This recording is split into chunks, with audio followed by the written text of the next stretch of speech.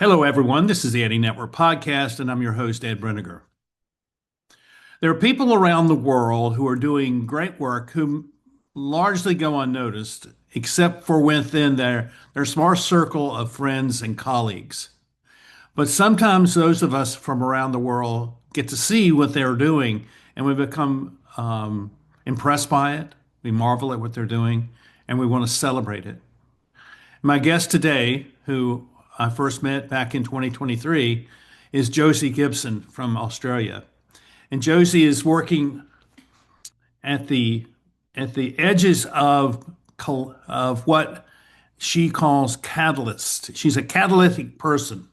And if you know what a catalyst is, she's a person who is bringing other people together and they're creating conversation and things are happening because of it. And she's a fantastic person, and I'm very pleased to know her, and have been privileged to have been invited to be a part of a presentation to some of her people. And I know you're going to find this a great conversation because you're going to hear about something that maybe you already have a notion of wanting to be, which is that catalytic force of impact in your own world of work and life. So, welcome to my conversation with Josie Gibson. Thank you for being with us.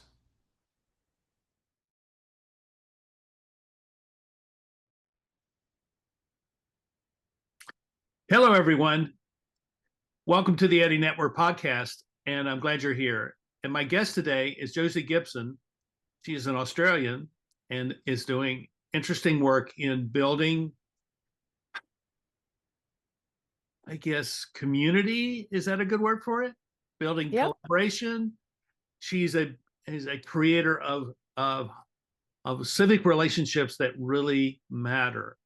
And I hope that's a good way of describing. That's the way I perceive what you're doing. And I'm really happy to have you here and to talk with you about what you're doing. So tell us a little bit about who you are. And I know that many of the people that are watching or listening have no idea. They don't know anything about Australia other than Crocodile Dundee, and which is probably the least representation of Australia. So tell us a little bit about yourself and about your country and in particular what you do. Thanks so much for having me, Ed. And Crocodile Dundee is one of my favorite movies. It might tell just a little bit of the story, but I love it nonetheless. It's just fun.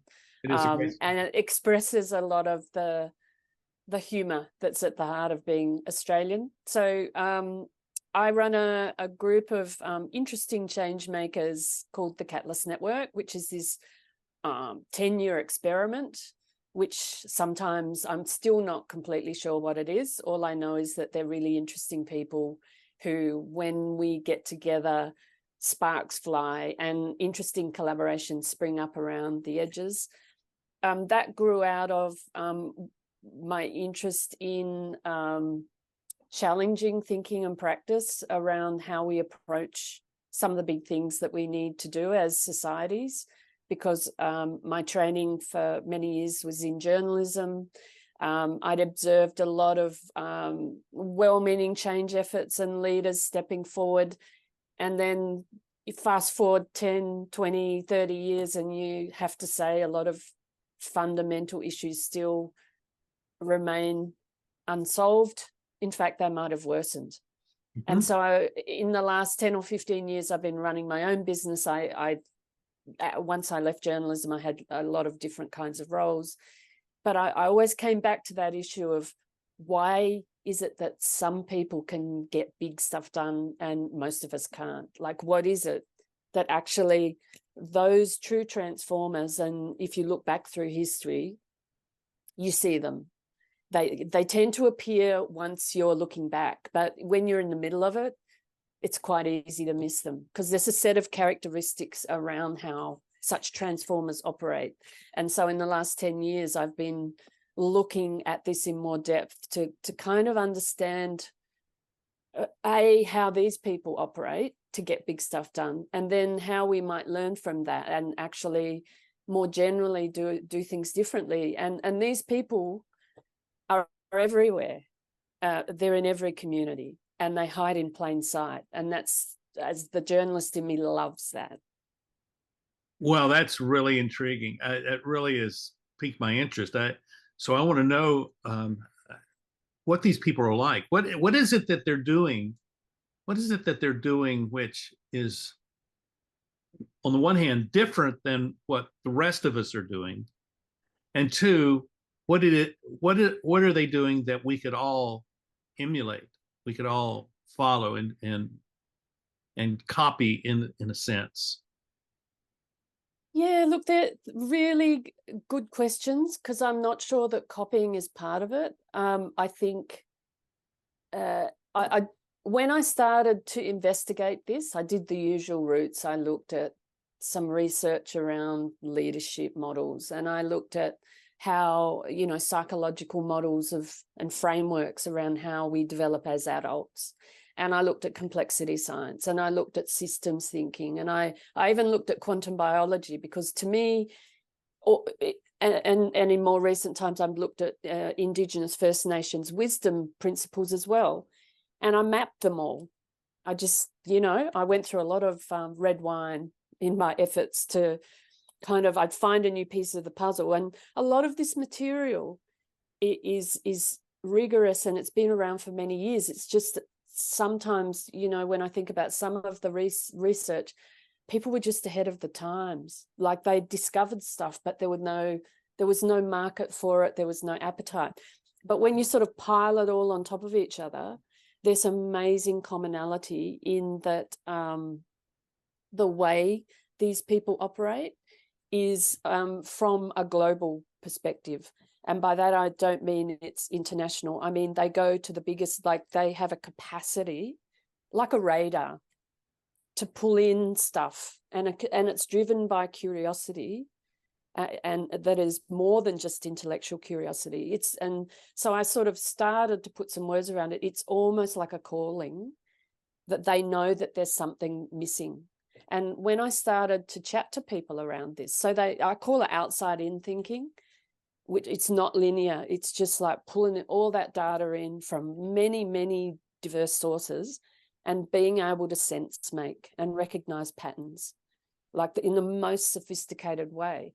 Mm-hmm. And so I started to look at two groups. So I had sort of a fairly mature group of leaders that I worked with, but they would often send me, I was going to say, some of the baby catalysts that they would have. And these young people, the same sort of outside in thinking, but they would think that everybody thinks that way. And I'd say, no, not everybody has the capacity to kind of handle that much data for a start, and then make sense of it. And then out pops something that's just quite novel, but very practical. So one of the other characteristics that I sort of noted with the experienced ones, was the ability to deliver. So they would often be the people that step forward in the middle of a crisis. So say a bushfire or something like that. They just know how to do it, and people trust them. So this thing about trust taking years and years, there's something rolled into this way of being that enables them to do together with other people. And the other way that's quite different from what we typically see is they tend to work in coalitions. So they always work with other people and through other people. Do you think this is something that's natural to these people, or is Yes. it is something that's innate in who they are? Yeah. And one of the challenges for the younger people who are kind of wired this way, and when I looked at particularly adult development frameworks, it's actually a handicap to operate this way in today's work environment, because they just go naturally to the source. So if you're young and you haven't got sponsorship within an organization, and they say, look, here's a complex project, go do it, they will go do it, but they'll tread on a few toes and break a few rules, because they'll just go naturally to the people that need to be part of the conversation. So I know you're a king of conversations. That this is a core tool of how the people that I call catalysts really work. but a very sort of nuanced way. But the younger guys lack the experience to manage the politics of treading on toes. So without sponsorship, a lot of them derail. And so you sort of see these really talented young people who have these quite unusual innate characteristics completely getting missed in high potential talent pool because they're not big self-promoters. But I can pick them from looking, you get them to tell you their story and how they work, and you go, oh yeah, you've got these gifts that can't be seen by the system. Are you familiar with the term neo-generalist? You know that term? Yes. Yeah, absolutely. Very aligned. Would you call these neo-generalists? Absolutely. Yeah. Yeah. And that's that, that term, I think it's the W, but that ability to sort of sit with a high level of abstract conceptual and then go and do it and then dip back in and out. Right. It's not a common, I mean, the data that I've looked at, the research, it's maybe 5 to 8% of the population actually are wired that way. But the good thing about all of us is that we can develop, but the current sort of development models don't develop us for that kind of complex environment. In fact, and I used to flog, management programs and leadership programs at a business school, and they flog processes that actually channel these interesting people into very narrow thinking, narrow doing models. It's a specialized, they're training them to be specialized rather than general. Yeah. Yeah. And well, that's fascinating because what you're doing is, see, I think that the future will be determined or established by these neo-generalists. And if Kenneth Mickelson and Richard Martin, who wrote the book, The Neo-Generalists, what they say is that all these neo-generalists actually have a specialization. They have something that they really do well, and that they have to figure out what that is, and then focus on that with this big picture kind of environment. I mean, this is who I am. I mean, I'm as big a picture as I can be because I feel like the entire world is my neighborhood. It's my local community, and I know people all over the world, and these are the people I want to hang out with. I love hanging out with them. And so it is difficult because the structure of the world, the institutional structure of the world, is not very compatible to these folks. So the question is, how do you help them deal with the structural obstacles and limitations that they face? I had that's a really good question. I had one of the baby catalists say to me one day, super, super talented guy. Oh, look, I don't do politics. And I said, mate, if you want to actually have impact in complex environments, which you tell me that you do, whenever you get 2 or 3 people together, you're going to have politics. And so there's a sort of learning curve for the younger ones to come to recognize human nature for what it is. And I think part of it is understanding, holding a mirror up so they can see their own gifts, but see what other people bring as well. And the more experienced, the really accomplished, executives and directors I've seen, they just accept human nature for what it is.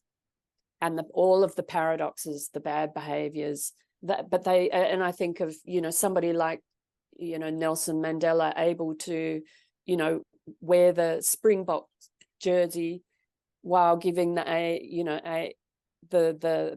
African National Congress salute simultaneously, being in those 2 places at once. That actually takes experience to get to that point, and very deep self-reflection, and not everybody can do that. And that someone described it to me really well. It's where does the ego sit within that? And this woman it just stuck in my mind. She said, oh, we stand in front of the work.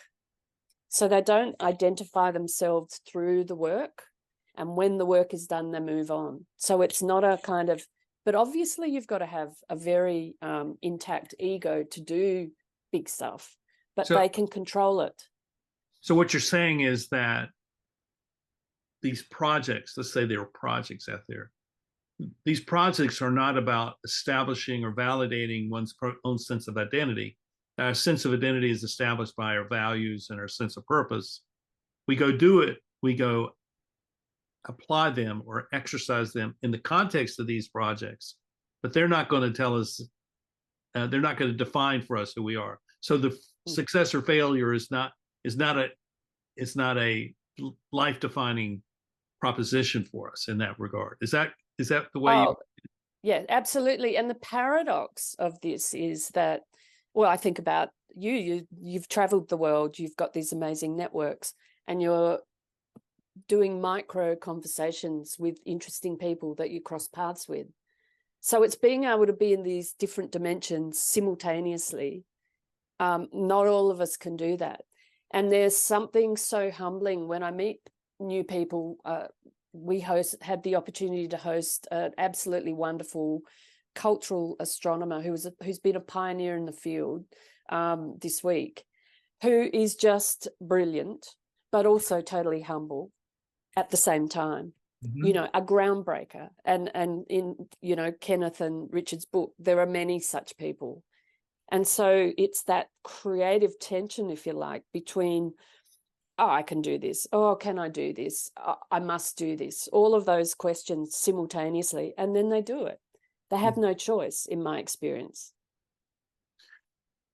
So what was the instigating moment that brought you to this awareness? Where did this begin for you? Ooh, I'll answer that in two ways. There's a sort of personal track of my own story. So I've created a group that I want to be part of, basically. So it's all about me. But I think the genesis of the Catalyst Network, I had been in business. I was, you know, still trying to change the world in business with people who were trying to change the world, getting quite frustrated that nothing was changing and starting to pull back at, like, something's not right about all of this. You know, we're missing key bits. What is it? You know, again, the sort of torrent of egos that exist in the change maker space. It's just phenomenal. And I was just getting a bit bored with it, quite frankly, because they're quite tedious, really. And so I pulled back, and I was then sort of immediately sucked into another collaboration with somebody who said, oh, you bring people together. I think, you know, why don't you bring people together? Because I'd noticed a lot of senior people leaving with burnout, like quite high value creators. It was around a year or so after the global financial crisis. I would go in to sort of pitch my wares, close the door of the boardroom, sit down, and they'd burst into tears, or they'd sit slumped at the board table. And to a person, they would say, I can't do this anymore. I can't get the leadership team to see that we need to do things differently, or the board, like, they're not hearing me. And I'm out of gas. Yeah. And so this collaborator said, oh, bring people together. So I called it Leading in Complexity, just plucked the title out of a bottle of red wine again, and got 20 people turning up for a 2-hour conversation in Sydney around leading in complexity. And I'd run membership groups before, and I'd vowed I'd never, ever, ever do it again, because while I had a lot of fun, it's a tough business. Yeah. But I sat in that boardroom in Sydney listening to people download, and there was a lot of pent-up frustration, and, you know, I thought, this is really interesting, because these are fine people. Why are organizations allowing them to walk out the door? Why are they not doing their darndest to hang on to them? And then, of course, my Melbourne networks heard about the Sydney thing, and I had to do another conversation down there. And pretty soon I had this sort of core group of people, and I didn't know what to do with it. And after a while, my collaborator at the time, it was all a bit hard. So I was left with this group of people. And that was when I thought, well, I can't, these conversations, bringing people together are really, they're telling me this is something that sustains them in their work. Because they were doing, a lot of them were doing really pioneering stuff in very, very difficult circumstances. And, we've just had some of the big management consulting firms implode in Australia, which I have a lot of friends who work in consulting. But there is a bit of schadenfreude, I've got to admit, watching chickens come home to roost, because they sort of muscled out a lot of the really interesting people who were creating new stuff and transition models that, say, governments could have used during the pandemic, or community development teams could have applied. So in this turmoil, I just kept going with this group, and the Catalyst name came to me one day when I was thinking about how they work, which is they never work alone, but they set off this chain reaction and then they move on. And there's this bit of alchemy of knowing who to bring together and then moving on. So there's a lot of, it's a very sort of specific dynamism that I could feel from people. And when I sort of looked at myself and thought, oh yeah, that's how I've operated. So is this a shift that's taking place? And I'm suggesting it is, but I'm asking you the question. Is this a shift that's taking place away from the traditional hierarchical institutional structure to one which is much more of a network of people, network of collaborators, where they're working together? And I go back to Robert Greenleaf, who was the creator of servant leadership, and he talked about how teams should be operated like by a first among equals.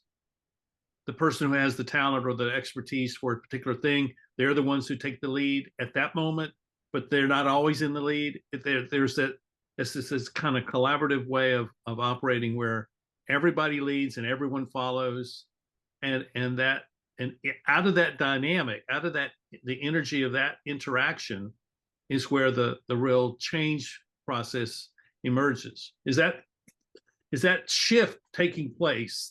Is that shift something that you see taking place?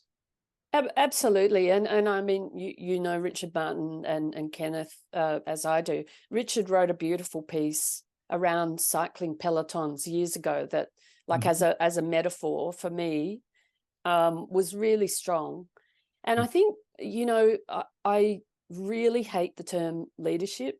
I really hate the term leader, because it's not really useful. When you think about how life really is, it's only within organizations or within institutional structures that someone takes that title. I'm much more interested in people who step forward and step back and help others get things done. Do you call them leaders?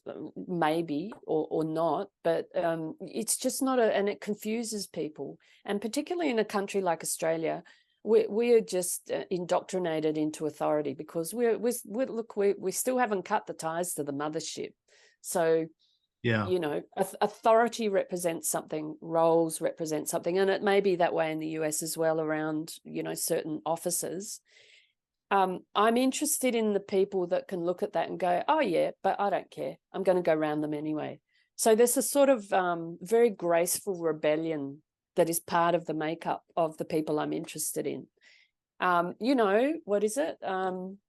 Do it anyway and ask forgiveness. Don't seek permission, that kind of model. And I'm seeing more and more of that. And we can get hung up about structures, but in my experience, really good operators, they just can work within any environment. So, and I hear this, people become addicted to ideologies that are actually pretending to be change theories. And I think about, the teal organizations and things. And like, I come back to, Sapiens. We just decided as a society at one point to say corporations were people. Well, they're not. No. You know, an organization is just a group of people who get together who decide to do something. Absolutely. Absolutely. Yeah. When I began my leaderships, when I began my consulting work in the mid 90s, I began to see patterns of behavior. I talk about patterns of behavior. And there were three patterns that I saw. One was the lack of clarity about ideas, lack of clarity about values, purpose, vision, things like that. And in particular, people had no idea what impact was. And then there was this lack of understanding about relationships. And as that idea developed, what I saw was that lack of understanding of relationships meant that there was a lack of respect, a lack of trust that was being developed particularly in business between people, because that meant that people would have to be open to the other person instead of being in competition. But the real problem was the fact that the structure was kind of dominant, and the structure had had such a lack of clarity, and as a result, it was totally inward focused, and the efficiency of this structure was the thing that dominated everything. So ideas and relationships are all kind of subservient to this idea that efficiency was the god of the institution. And what I came to realize is that it's the opposite. We start with ideas, we build relationships, we come up with a vision for the impact we want to have, and then we say, what kind of structure do we actually need to create this impact? And I think that's where we're headed. I think we're more likely to be willing to jettison ourselves away from those structures, which are such obstacles, and say, okay, what is it we actually need in order to make this idea that we share together effective in the world? I think you've just beautifully expressed what true co-design is. Mm-hmm. And one of my beefs with the change industry, the change maker industry, is a lot of these terms are sort of tossed around, and it could be, my journalistic bullshit detector, but I've come across very few people who can actually sit with the realities of what you've just described mean, which is a hell of a lot of flux, uncertainty, fuzzy edges. Oh, those danged people, how are we going to find a way? And It takes as long as it takes, right?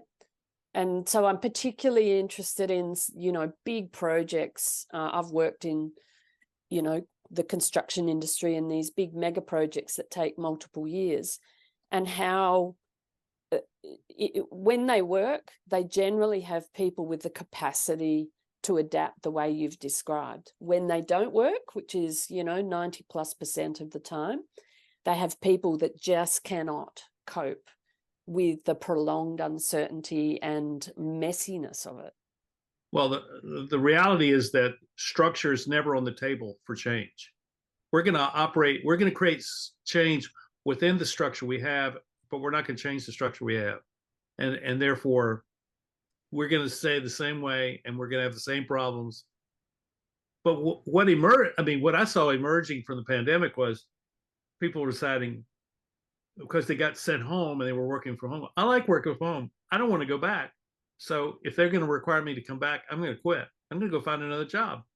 And I think that's a really healthy thing. I greet that with a lot of, all right, let's see where this goes, because it's the kind of change which can't be controlled very easily. Yeah. I think what you raised in the pandemic is an interesting one, watching so many people grapple with it. It just, to me, just pulled the curtains open on our failure to actually have real conversations about the social contract that we call work, and how that needs to be shifted. I've seen very few organizations have that conversation. I see very few people in leadership positions that are even interested in having that conversation. Yeah, and this is my explanation for why that happens. There are people who they start at some level within the company, and they show that they have a particular talent, and they are performing at a high level, and they're rising through the ranks. And all of a sudden, because of that one particular thing that they're really good at, they find themselves as the CEO, and all of a sudden they realize that they're isolated, and they don't really have all the skills needed to do all the things that the C-suite needs to be doing. And they were never taught how to be the leader of a collaborative team. So they're in real trouble. I think the C-suites of most corporations are in real trouble. And if they recognize that, then they can actually step out of the office and go down where the workers are, and ask them, so what should we be doing? And if they were to ask the workers and the middle managers what we should be doing, they will find out actually what will change and sustain the quality and the livelihood of the organization. Mm. So you asked about if I'm sensing change, and yes, I feel like there's a closure of a whole lot of cycles of different durations. Maybe one's about 30, 40 years, maybe one's many hundreds of years if you talk to Indigenous elders, around stuff that we actually know in our hearts and guts actually works.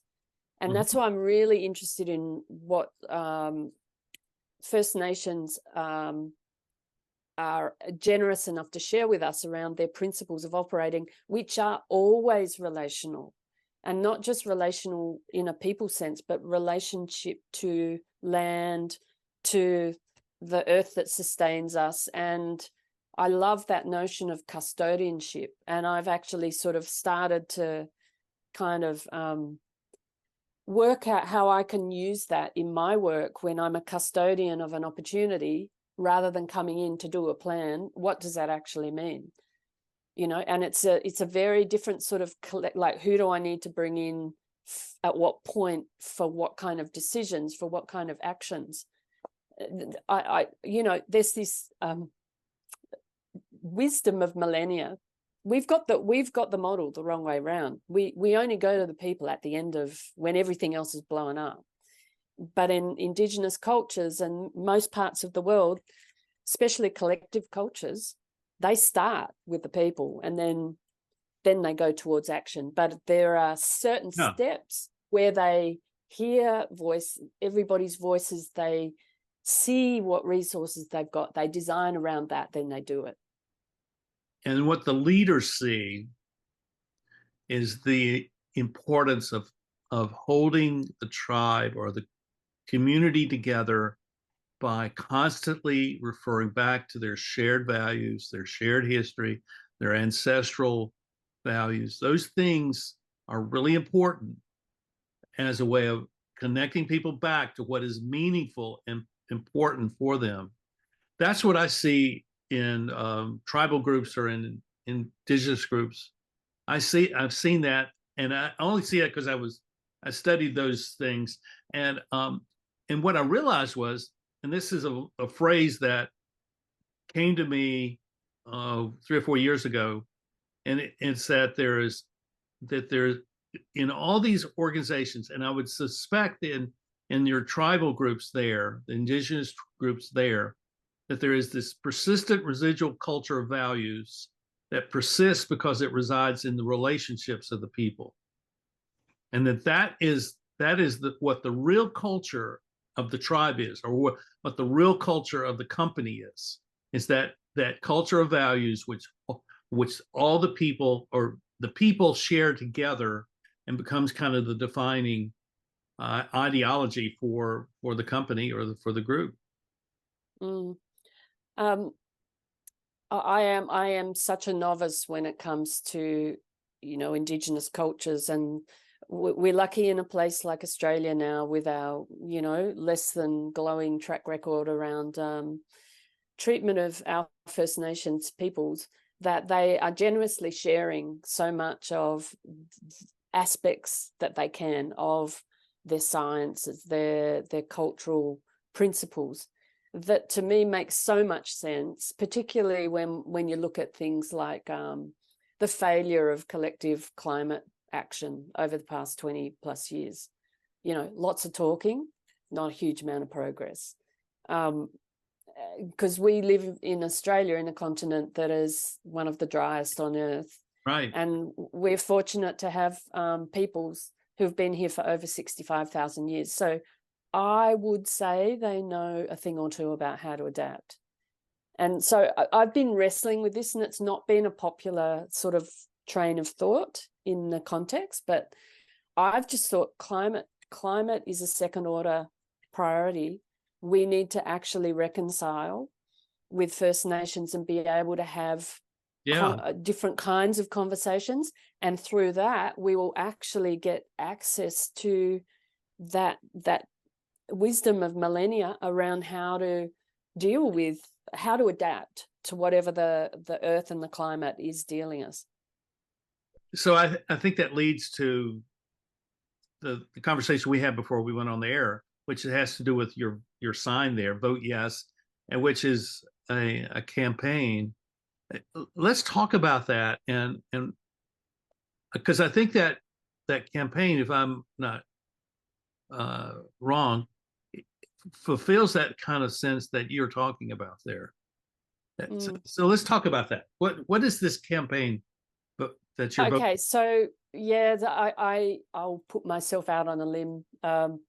I feel so strongly about the potential here, the possibilities for Australia in this part of the world, that I decided that I would actively campaign for the yes, a yes in a referendum that we are holding towards the end of this year around changing the Australian Constitution to recognise our First Peoples by establishing a voice to Parliament. As we were talking about before, we came on air in 1967, which is still in my lifetime. We had a referendum where the Constitution was changed to count Indigenous Australians as citizens and not flora, so not plants. And Australians overwhelmingly supported that referendum. But we have a track record in Australia of being super conservative about change. I'm a big proponent of a republic. So I remember the bitter disappointment 20 years ago when that referendum was defeated. We don't like change. We're a conservative society here. But I feel that we're being given so many signs and opportunities to do things differently. And the generosity of Indigenous Australians to continue to offer us the opportunity to have conversations around this and access some of the science and the wisdom around healing this continent and making it more sustainable is an opportunity that I can't pass by. But it's a vexed conversation for some people. And I think the process that led up to this referendum, which is a process of 7 or 8 years in different parts of Australia, I find fascinating and inspiring, because it's just been a series of conversations building up to a beautiful invitation.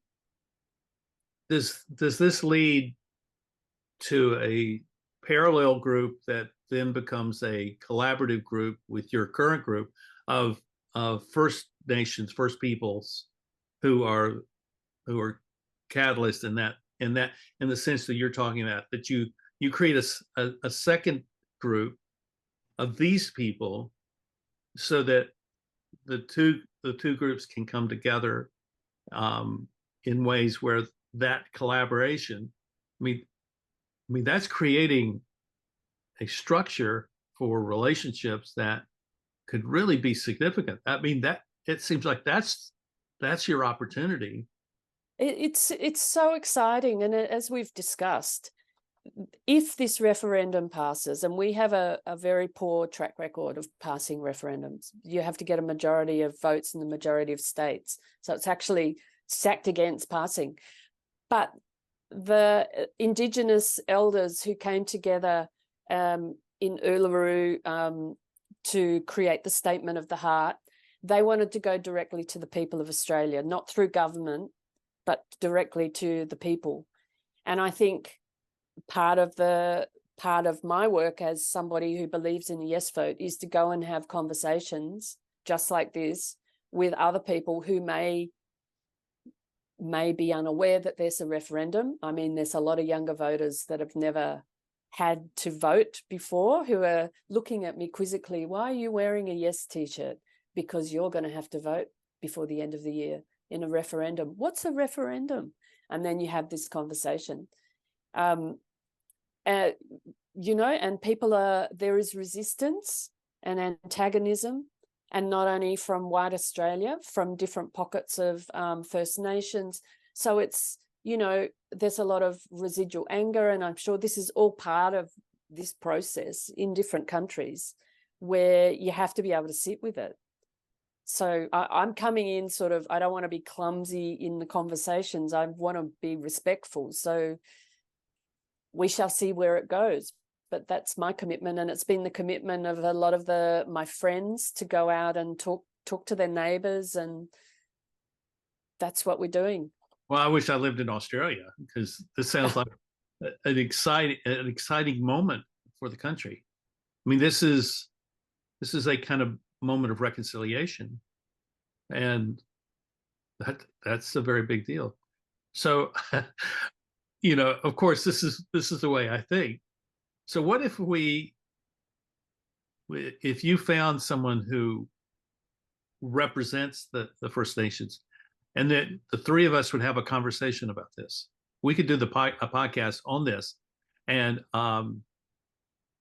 without there being any kind of agenda or anything like that, but we just have this conversation, the kind of conversation that we would have if we were sitting in a coffee shop having coffee, or having a walk, and we'd have and we just hear one another. And here I'm the outsider in all this. I'm just going to be the kind of the person to ask the hard questions. But I would love to see that happen if you're interested in doing that. I mean, that's exactly what this podcast is about, is creating those kind of conversations where people can talk. And I just lay that out to, you know, and I think it's worthy of conversation. Well, I'll see what I can do, Ed.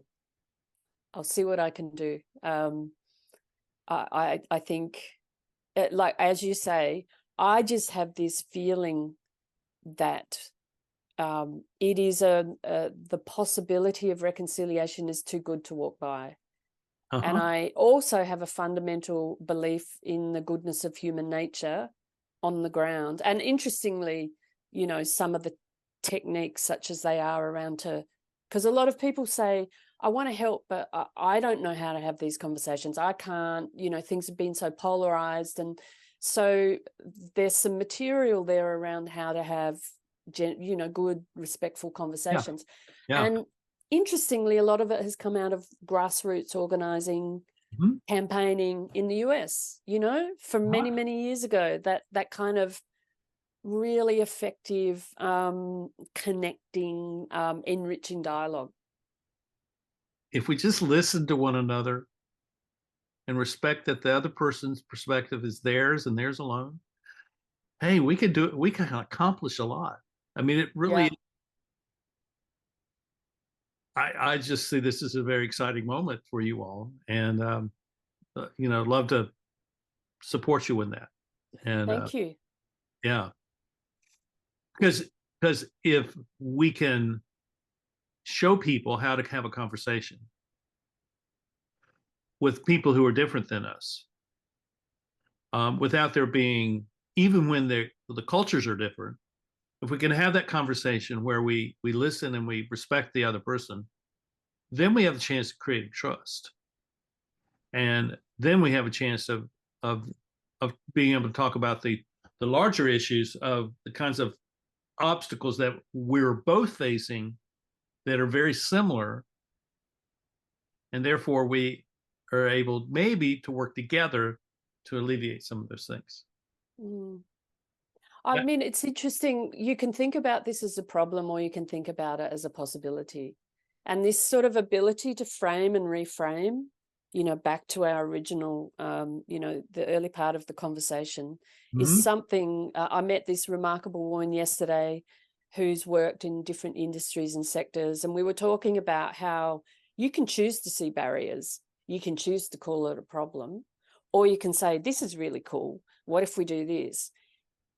If I'm within orbit, I want to go with the possibilities. I don't want to, and yet we've come out of 10 or 15 years where classic problem solvers, reductionist thinkers, are the ones who get rewarded. And, oh, that's fluffy language, or that's too nebulous. Well, Right. no, it's not. It's actually fundamental to attracting people. So this, I think, and this is what I love to see when I have these conversations, is to see a moment of real, it's a catalytic moment of seeing, okay, there's an opportunity here. So I think we have an opportunity here, and that excites me. And if we don't, I mean, if we decide that it's not worth following through on, that's fine. I mean, that's not the point. The point is that, okay, we're gonna address ourselves to the opportunity. If we see that the opportunity is really not going to work out, okay, maybe it'll come back another time. Who knows? I think it's not becoming. I think the challenge is not to personalize our own lack of ability to make something happen as something that's a reflection of us. It isn't a reflection of us. It's just that's the situation that we have found ourselves in, and so, but we keep the intention there always for the next opportunity that comes along. So obviously you're doing really important work. It's really clear to me, and probably in a rather unsung way. And so what I'd like to know is how people, particularly in Australia, can find you if they want to become involved in what you're doing. If they want to talk with you, if they want to kind of come to grips with what it means to be a catalytic individual in the context of their work or their community, or wherever it may be. Yeah, well, thank you. Buzz me on LinkedIn. I'm pretty much off most other social media these days because of the echo chambers that it represents. I'd rather put my creative energy into other things, but I'm still on LinkedIn, so connect and we'll set up a chat. I have met so many interesting people through LinkedIn. I met Richard and Kenneth through LinkedIn many, many years ago, and met them both, because I have a policy, and I will meet you face-to-face or IRL, Ed, at some point. That's a threat, because I think as part of, real relationships, we do need to sit down and have a cup of tea or a glass of red together. That physical proximity actually helps. And the fact that we have been able to navigate the pandemic and the technology platforms and things and still have marvelous conversations, I think, is one of the miracles of being in the 21st century that we don't take for granted. Yeah. Well, I thank you for the work you're doing. I think it's really important.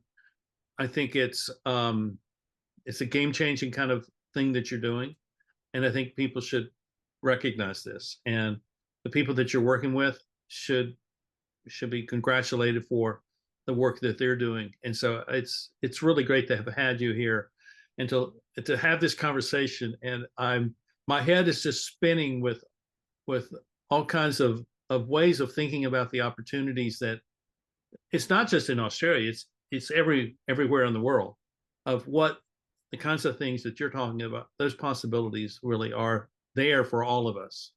And so the one last encouragement I'd have for people is this is the time to step forward and to be visible, because it has not been really safe for people who embody a different kind of, we'll call it leadership. It hasn't been safe.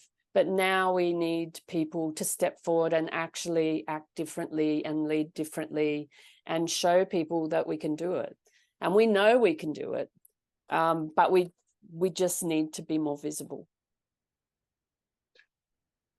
That raises the huge question of where does one find the confidence to do that you just suggested? How do they find that? Oh, well, accept the invitation to be on a podcast, which I wouldn't have done 5 years ago. Well, if you want to be on the podcast with me, just send me an email. I'd be glad to talk with you about it.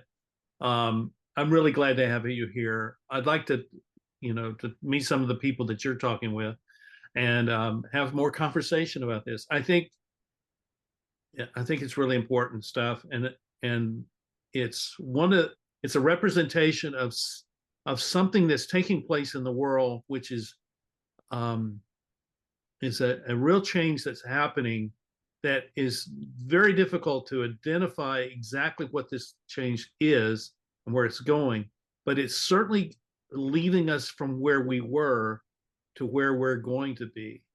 And so people like Josie are one of the frontline people who are doing this. And I'm, when you reached out to me, and I saw that your word was catalyst. I just thought, okay, this is going to be good. This is really good, and it really is, because to be a catalyst is that you're walking into situations and you're going to create change, and not just any change, but change which brings people together. You're the catalytic force in that group that then expands so that things happen that are really beneficial. And we're everywhere. So thank you so much for having me, Ed. It's been a beautiful conversation. I love it.